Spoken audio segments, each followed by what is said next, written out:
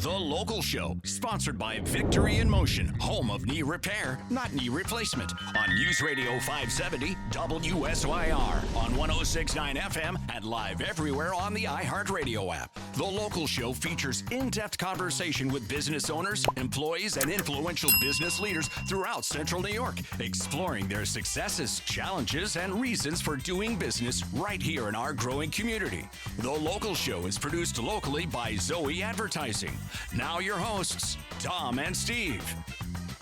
Welcome in, ladies and gentlemen. This is the 2026 summer edition of The Local Show. I'm your host, Tom Sicoscio Jr., along with my friend and co-host, Steve Roberts. You know, in every episode, we dive into captivating conversations with Syracuse's movers and shakers, like business owners, top executives, entrepreneurs, nonprofit organizations, and a whole bunch more. So brace yourself for jaw-dropping business insights and success stories. The Local Show shines the light on the business visionaries, turning Syracuse into the ultimate hub for work, life, and new opportunities. We're broadcasting from the Zoe Advertising Studios, brought to you by Victory in Motion, home of knee repair, not knee replacement, and you can see us on YouTube.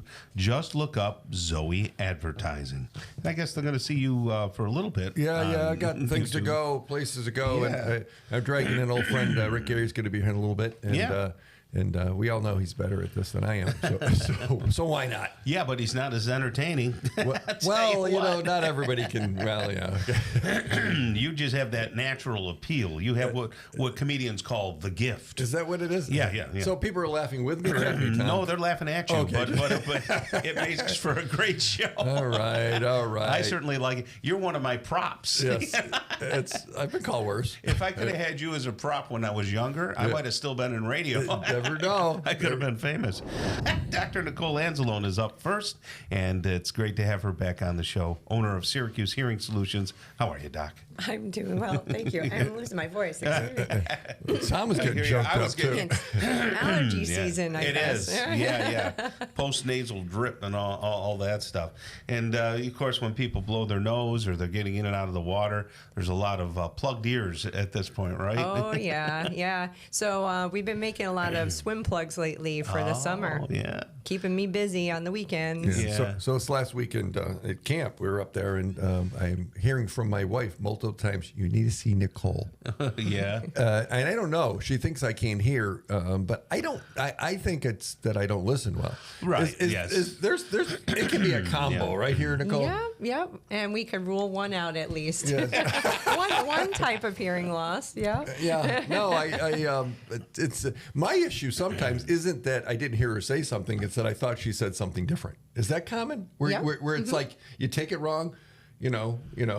Yeah, and actually sometimes that is a sign of hearing loss. So if someone says something and you're missing parts of the word, just certain sounds like S sounds, F sounds, T sounds, and you think they said something else, it could mean that you may have just a hearing loss even in a certain part of your ear. What if you lose like the first word? Does that mean anything? Like I feel like I have sometimes she'll say something and then something else. I'll just like miss the first word. Yeah, so sometimes it's important with hearing loss or with selective hearing to get your attention first. So just saying your name first so that she's grabbed your attention and then she can continue what she's saying. Okay, or hey you, or listen here, or whatever, you know. I know a popular phrase that my mother used to say was, you hear what you want to hear. Yes. And I think there's a little of that too as we get older. Did she sound like that, or how did she exactly say it? No, Or we sound, you hear what you want to hear. Yeah, she just made it known that, that you hear what you want to hear. And there's something called auditory processing disorder too. So we have people with completely normal hearing. We test their hearing and they're fine. But they have difficulties once the sound gets up to their brain from both ears. It has a hard time processing what they're hearing. So that's something that we look at as well. We see that in school-age children all the way up to adults, actually. That's interesting. Now, I know that you have a degree in neuroscience as well as the audiology. The other thing. So, the other thing I do. The main audiology. thing I do.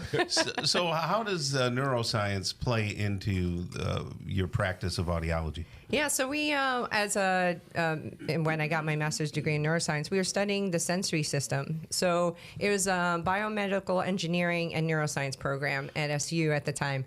And we studied all the senses, touch, hearing, taste, vision.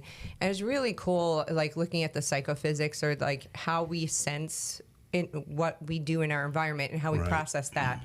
So we had great professors that were studying all this. You know, some of them worked with a razor company, like because the sensation of just shaving and stuff like that. And I was always interested in the hearing part of it. I mean, we did a lot of experiments and studied the auditory nerve processing and stuff like that. So I started working with cochlear implant patients.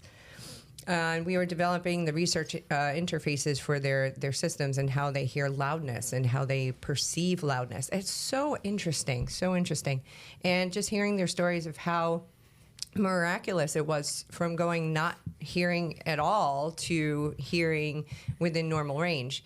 Not that the hearing itself, the quality of sound may sound different, but they were hearing within normal range. So I thought that was so cool and fascinating and very rewarding. So I decided to go into audiology. Interesting.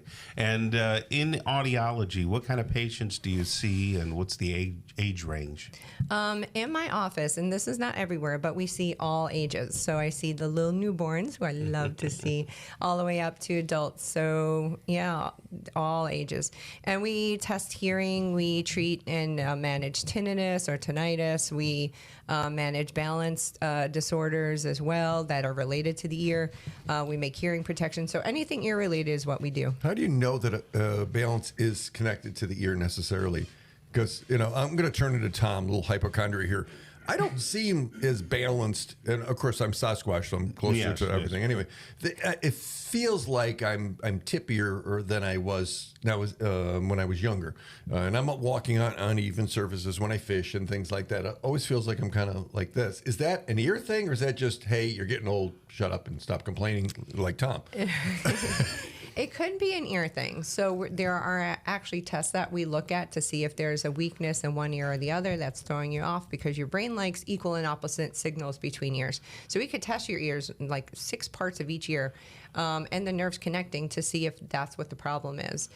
Sometimes dizziness is related to other things, like certain medications, certain neurological disorders, medical disorders, and stuff like that. But we could at least rule out the ear, which I would say 70 to 80% of the time, that is the case. Well, I know that I have to schedule a hearing. I had one maybe a year and a half ago. Tom and I went 2 years ago. Yeah. It might have Couple, been, yeah. Yeah, it might have been 2 years already. Yeah, so I think it's time. It's time. So maybe your wife says you're not listening. Maybe you're not. Maybe you should get your hearing checked. Whatever it is.